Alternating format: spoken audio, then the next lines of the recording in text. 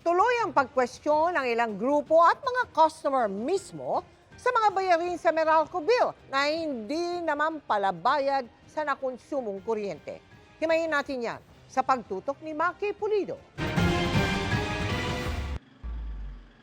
Sobrang pagtitipid na ang ginagawa ni Ria sa paggamit ng kuryente, kaya di niya maintindihan kung bakit nung Marso umabot pa rin ng mahigit 2,000 pesos ang electric bill niya. Minsan mapapatanong ka na lang sa sarili mo, bakit ganito? Nagtipid ka nga, pero parang wala din naman nangyari sa pagtitipid mo. Sa likod ng electric bill mo, nakalista ang mga sinisingil dahil sa paggamit ng kuryente.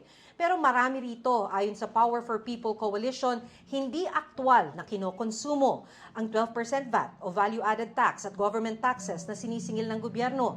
Sa Meralco bill ni Ria, 206.50 pesos ang binayaran niyang VAT, 218.86 sa government taxes. 49.53 pesos sa universal charges. Ito yung tulong nating lahat para maabot ng kuryente ang mga nasa malalayong lugar at mapangalagaan ang watershed. 1.56 pesos naman ang binabayaran niya sa Lifeline Subsidy o subsidiya para sa mga nasa 4Ps at qualified marginalized sector. Sinisingil din ng Meralco ang systems loss. Ito yung mga ninanakaw na kuryente at nawawalang kuryente habang dumadaloy sa kable. 114.82 yan sa bill ni Ria. Hindi yan responsibilidad ng mga electric consumers. Dapat yan yung mga nagninegosyo doon sa transmission, distribution, akuin na nila yon. Kaya kung suspindihin ng gobyerno ang mga buwis at akuin ang universal charges at lifeline subsidy at kung sagutin ng Meralco ang kanilang systems loss, halos 30% ang mababawa sa Meralco bill ni Ria o katumbas na 591.27 pesos. Ang computation na yan ay batay sa konsumo ni Ria na 154 kilowatts kada buwan. Habang tumataas ang konsumo, tumataas din ang singil para sa mga ito. Hinihingi pa namin ang pahayag ng Department of Finance kaugnay ng panukalang suspindihin ang buwis at kung ano ang epekto nito sa revenue collection ng gobyerno. Dapat may equitable sharing ng burden ng crisis. Hindi pwedeng ang kumakarga ng krisis ay ang mga mahihirap nating kababayan na nagtatrabaho. Gingit ng Meralco, lahat ng sinisingil nila ay aprobado ng Energy Regulatory Commission. Hindi naman daw napapatunayan ang mga alegasyon ng overcharging at hindi tumataas ang kanilang distribution tariff nitong nakalipas na 10 taon. Gayunpaman, masusi daw nilang nire-review ang kanilang rates para masigurong ito ay patas at makatwiran. Sa Meralco bill, pinakamabigat ang generation charge na mahigit kalahati ng binabayaran. Ang karamihan na pinagkukunan ng Meralco ng kuryente ay mga plantang gumagamit ng inaangkat na coal at liquefied natural gas o LNG na nagmahal pa ng magkagyera sa Middle East. Pass-through charges ito. Ibig sabihin, kung magkano ang bili ng generation companies, ipapasa ito sa atin. Dapat, ayon sa Power for People Coalition, ang kinokontrata ng Meralco ay murang kuryente tulad ng renewable energy para makamura ang consumers. Ang Meralco ang pumapasok sa kontrata.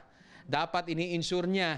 Nakalagay naman sa batas yun na dapat protektahan ang electric consumers. Sabi ng energy expert na si Attorney Jose Layug, kung renewable energy tulad ng solar ang source, 4.86 pesos per kilowatt hour lang ito, kumpara sa 6.20 pesos per kilowatt hour ng coal at 8.84 pesos per kilowatt hour ng LNG. Sa kwenta ng Power for People Coalition, kung renewable energy source ang ginagamit, nasa 440.44 pesos pa ang mababawa sa electric bill ni Ria. Kaya nga we have been advocating renewables kasi on the other hand, ang renewables naman fixed. Wala siyang ginagamit na fuel.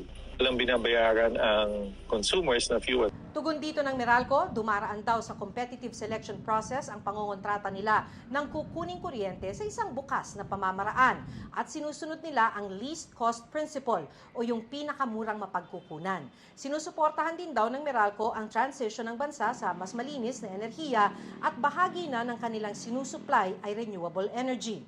Isang bahagi rin ng bill ang singil ng National Grid Corporation of the Philippines o NGCP para sa transmission charge o singil sa pagtulay ng kuryente mula sa planta hanggang sa distribution company tulad ng Meralco.